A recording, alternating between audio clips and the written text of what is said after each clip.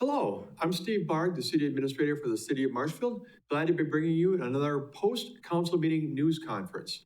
And this is for the meeting held on Tuesday, November 9th. I'll be recapping the events and decisions of that meeting and where things are going as we look forward down the road. It was kind of a light agenda compared to some of the ones we've had recently, and now with the budget discussions as well kind of behind us for the most part. We'll touch on that in a minute. But it's kind of nice to have a meeting that didn't go on for 3 hours or so. But there were some things that were noteworthy, and I'll be talking about them this morning. First of all, under staff comments, I mentioned to the council and to anybody else in the audience and who was tuned in that there's an effort now to communicate more closely with the clinic. And it's not that we've ever been estranged from the clinic. I mean, at staff level, we talk to them all the time about issues with planning and public works and all the different things that come up with questions and concerns they have with their facility, whether it's roads, whether it's utilities. We do work together well, but this is at a level a little bit above that in terms of broader perspectives, long-term planning. Where's the city going? What's the clinic working on?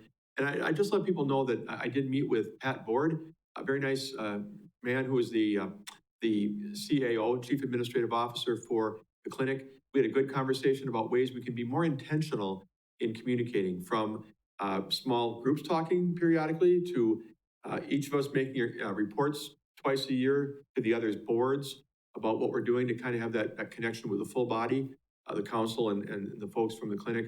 So it was just kind of a time to share that with all the things we've been through and continue to go through on some of the issues between the city and the clinic, there's an effort to make a more broad communication work for both sides, and we're excited about that possibility.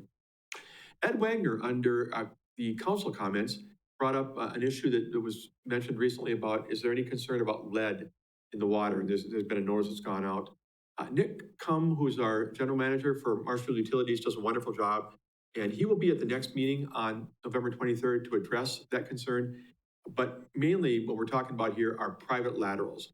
That's the extension of the water from the main in the street to someone's house. Some of them are old. They were built in years gone by where they have issues with lead that really, we ought to look at getting those laterals replaced. And they've been doing it for a while now, trying to get as many of those replaced each year as possible and working with the homeowners cooperatively. So he'll give an update on that and address the issue that Mr. Wagner is raising. We then went into the consent agenda, and that's where I think we talk about this a lot. The council might with one motion approve a number of things. And if you look at one of our agendas, sometimes you'll say, well, wait a minute, there were 10 items. They didn't talk about any of them. How come they did that? Did they really approve them?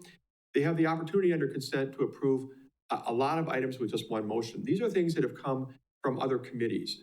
And we have committees, boards, and commissions that do a lot of the work for the city. And when something comes up that requires spending at a certain level or staffing changes or contracts to be approved, those kinds of things, they go through the consent agenda. So I'm going to touch briefly on a couple of things that were approved as part of the consent agenda on November 9th. 3 of them were under the Board of Public Works. That's half the council that meets, and they talk about issues related to infrastructure and those types of things. We approved the selection of a consultant for the wastewater facility planning, looking ahead to the next 20 plus years of what needs to happen to keep that plant humming along. Does it need to be expanded? Does it need some rebuilding, new equipment, whatever that might be? Excited to get somebody on board to help us with that. They approved the purchase of a new tractor, mower, snow blower for the streets, obviously important for the maintenance of the roadways. And they also approved the final plan for the East 17th Street reconstruction. And again, for those who aren't familiar with it, we're going to rebuild 17th Street from Maple to Peach over in the area of the fairgrounds. This has been on the docket for almost as long as I've been here at the city. I've been a city administrator for Marshfield for 11 years now, and this has been out there, something we wanted to get done for quite a while. Also, something exciting that came out of this from the Board of Public Works as part of the recommendation, there's some improvements that the fairgrounds needs to and wants to do on their property on the north side of East 17th Avenue, East 17th Street, I should say. And what the board agreed to do, and the council was with them on this, is to incorporate those elements into the scope of the overall project so that it all fits together. What the city bids out is something that's going to be taking care of all the needs to make it one cohesive, comprehensive project. That's going to happen next year, so it'll be exciting to see that project finally move forward and get accomplished. Under Finance, Budget, and Personnel Committee, they met on November 2nd, and 3 items there. One was to approve the annual ambulance contracts. I may have mentioned last time that we re-upped our contracts with the the towns and the villages around us who get service from the Marshfield EMS. And they got a 5% increase because our costs are going up. Surprise, surprise, with inflation. Well, this one actually it relates to the cost. Relates to those costs, and make sure that, in fact, that we signed on with them for another year. So they understand what they're paying, they understand why they're paying it, and they get a sense of what's all involved in the increase. So those were approved. We'll now follow up with the various towns and villages around, and hopefully get their board's approval and get signed off on those. It's good for everybody. It's good for those particular municipalities.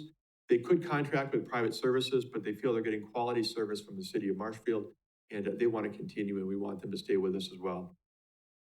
Also, we are changing vendors for COBRA. That's when somebody leaves, and it has to be offered health insurance for a period of time. We had our previous vendor has decided not to be connected with that anymore, so contracting with a company called DVS for that. And then finally, approving a new pay grade and a pay adjustment for the city forester. If you follow us, you know that the city forester position is fairly new. We just started it a couple of years ago. So you might be thinking, we're already looking at revising the pay grade and revising the pay for that person? How can that happen in 24 months? But you learn when you start a position. And what we found out is that individual actually is doing more than the job description. In fact, we want that person doing more than the job description. Mark Ruskevich is doing an outstanding job as forester. But if you look at what he's doing and what the needs are, it goes beyond what we first spec'd out. So we sent it to McGrath, our compensation consultant, for reevaluation.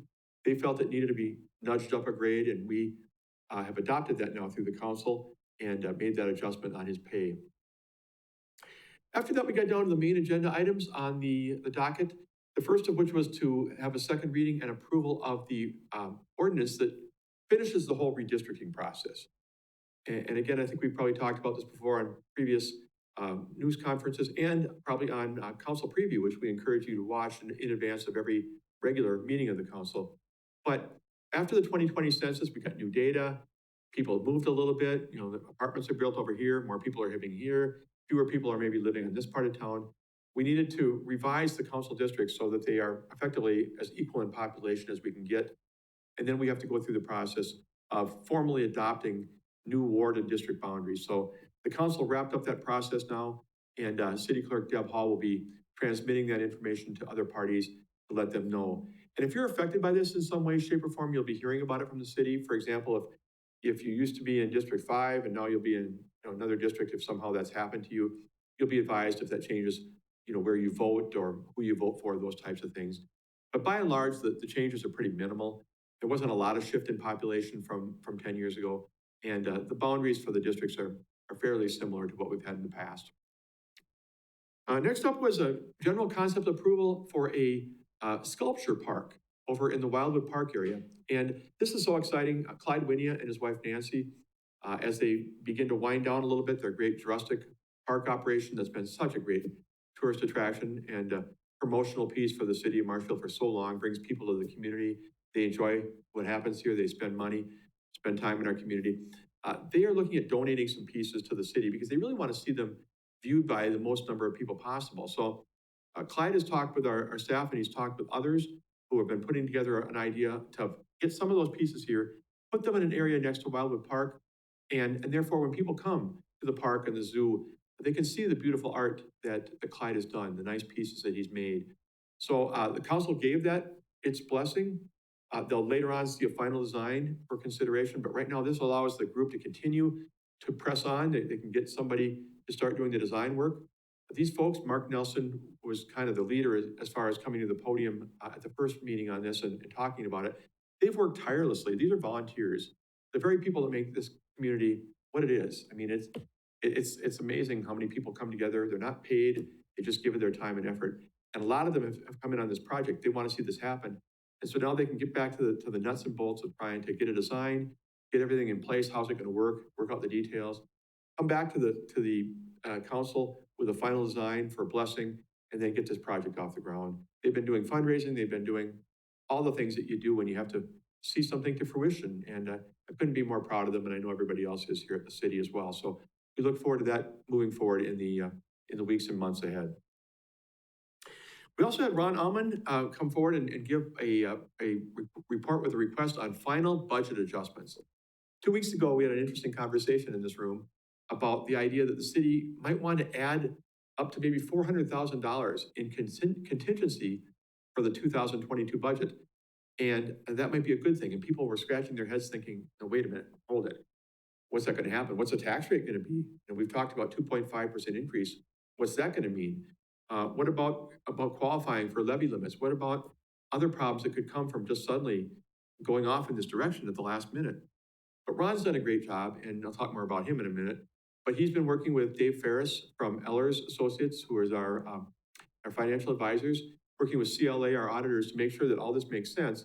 But what happens is by increasing the contingency by a considerable amount, increasing the fund balance applied, which is the amount of our reserves we would theoretically need to make this picture work in the balanced budget for 2022, we give ourselves a much better starting point for the 2022 of the 2023 budget and beyond, because the way that the state looks at it, you can't increase your expenses more than a certain percentage over the previous year to qualify for a pot of money in the next year. So if you want to qualify for money in the 2023 year, you've got to have a 2022 budget adopted that meets the requirements. But even with the additional $400,000 in contingency, we still meet it. And we put ourselves in a better starting point to qualify in future years. This may sound like government speak to you, and I mean, it kind of hit me that way at first, but it all makes sense. It doesn't affect the taxpayers in any way, doesn't affect the tax rate, doesn't affect operations in any other meaningful way, but it does put us in a better position for the upcoming years to qualify for this benefit from the state of Wisconsin. So that was approved as well. I brought forward a revised strategic plan for 2022 to 2024. When I first presented this in September, the council had some questions, and their biggest one is, have we talked to the public? And, you know, we're trying so hard. Tom Laux is doing a great job, and others are too, trying to get the word out more about what we do here through social media, through the website, through traditional media. We want to get you engaged. We want to get you informed. We want to get you involved. And we hadn't done that. Staff had produced this document, the things that we believed are the most important things, roughly 20, for the next 3 years that we need to work on in all the various areas of finance, human resources, infrastructure, economic development. But the council said, that's great, we like some of these, we like a lot of these, but let's find out what the public thinks. So we did a campaign. We only got a couple of people to respond with ideas. We did incorporate their input into the plan. The council also had some questions back on September 14th that were also led to minor changes in the plan. So brought it forth with some amendments, some modifications. The council liked it.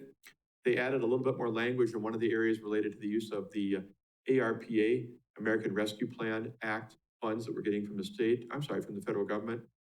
So we're gonna tack that on too for the final version. But they did give it a thumbs up. And so that will be our new plan now for 2022 to 2024. We'll try and get that onto the website soon. Want you to see it, want you to know what we're working on. And we're gonna keep ourselves accountable as we walk through the next 3 years. We're gonna have checkpoints at least twice a year with the council, more often at staff level. How are we doing? Nobody wants this plan put on the shelf and we say, well, great, we're done until the fall of 2024 when we have to look at coming up with a new plan.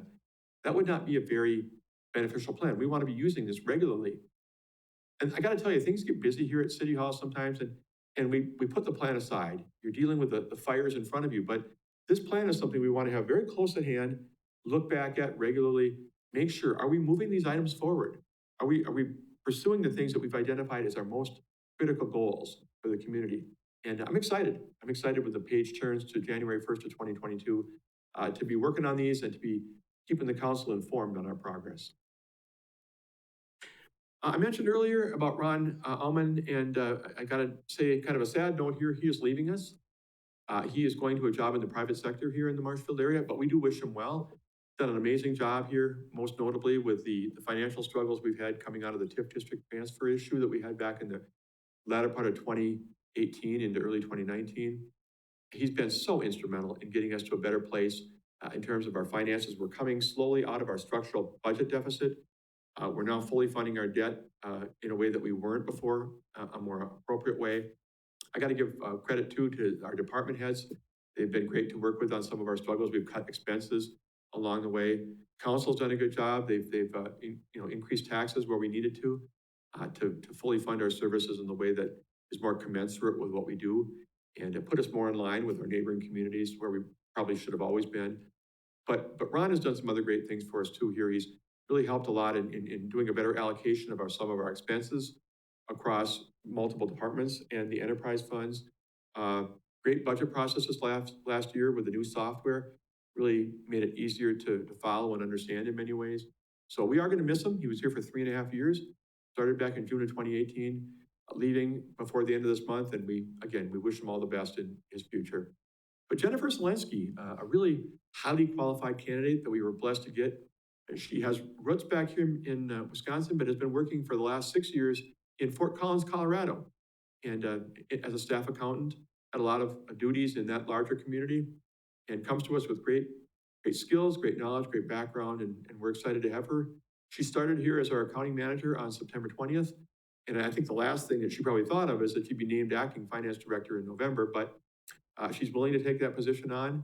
And so council did vote for her to be the interim finance director. She'll take that role on effectively on November 22nd as we start the process of looking for a new full-time finance director. So we feel like we're in good hands with Jennifer, and she'll be working very closely with other staff to keep the place humming along and make our duties and responsibilities go as planned. The next item is that we have to have a special meeting of the council on Monday, November 29th. This is a fallout from the budget item that I just mentioned with the additional contingency. Because we were thinking about adding to contingency in part of the budget for the reason I mentioned earlier, we couldn't publish the public hearing notice, the required public hearing notice, in the official city newspaper until after the council meeting. So that's fine, but when you do that, you have to wait 15 days after it's published before you can actually have the public hearing, hear from the citizens, and then presumably make a final decision on the 2022 budget. So the clock doesn't start until that's published. We were planning on having the public hearing on November 23rd at a regular council meeting. We couldn't do that now. So we've set up a special meeting for Monday, November 29th at 5:30 p.m. in the council chambers. You're welcome to come and give us your input, your thoughts on taxing and spending. If you can give it to me beforehand, that'd be great. I'll share it with all the elected officials so they know what you're thinking, good, bad, or otherwise, about the plan. The proposed budget is out there on the website. You're free to peruse it, and you may have some questions and concerns you want to share with me or share with your elected officials. That would be wonderful. We look forward to any input that you have. But that is the plan, that we'll have the public hearing, and with any changes council sees fit to make on the 29th, we'll then adopt a budget and begin printing the tax bills, which will go out in mid-December. The final item is an interesting one to explain. We've had some twists and turns on it, and that's the selection of a new Fire and Police Commission member. Gordy Earl, who had been on the council for many years and then got onto the Fire and Police Commission, has resigned that position effective the end of September. So he's not on anymore. It's an important role. It's one of our really important commissions. Not that all our boards, commissions, and committees aren't important. They are. They do great work. But of course, we've been through a lot lately. You probably know about what's happened with some of the things with the police chief and the issue with a police officer that ultimately was released. And now we have a police chief who's a police chief recruitment going on. And Fire Chief Scott Owen has indicated that he is going to step aside effective the end of the year. So this new person who comes on ultimately will be working with the other commissioners on some very important tasks, starting with finding new heads for both of those departments, police and fire. It doesn't get any more important than that. So it's an exciting position. We've had some bumps in the road. The first person we put forward was not approved by the council. And then the second person, it turns out, we just learned that there's an incompatibility, according to the city attorney, between his role as the county coroner and what would be his duties as the fire and police commissioner. It's not something that would be an ongoing daily conflict, but because of what could happen, there could end up being a conflict between those two roles that would be, incompatible and cause some problems. So Nick Paschal, our council president, removed his name from nominations. He has now nominated Lyle Lang to be the new fifth member of the Police and Fire Commission. They didn't vote on it at the meeting. It'll be back on for November 23rd, but unless there's any problems or concerns, they'll take a vote on him. And very possibly he'll be our new Fire and Police Commission member. He can join with the commission meeting in December and assume his duties at that time. So it'd be good to get that commission back to full staff as well. That's really all for the meeting. Like I said, it's a little bit lighter, so that's kind of why I delved a little bit more into individual issues, including the consent agenda. Didn't have a lot of big items that needed more depth. So, but I appreciate the chance as always to share with you how the meeting went, what the decisions were made, how they impact you. And we'll continue to do these news conferences following every meeting of the Marshfield Common Council. So thank you for tuning in. On behalf of everybody here at the city, the council, the staff, and everyone, I want to wish you a great Thanksgiving and holiday season ahead with Christmas and New Year's. I'm getting ahead of myself. It's not the last program of the year, but it's that time of year when we're all starting to think about year end, and I just wish you a blessed and joyous time with your families and friends. On behalf again of the city, this is Steve Barg, City Administrator, saying thank you for watching, and we'll see you next time on the Post-Council Meeting News Conference.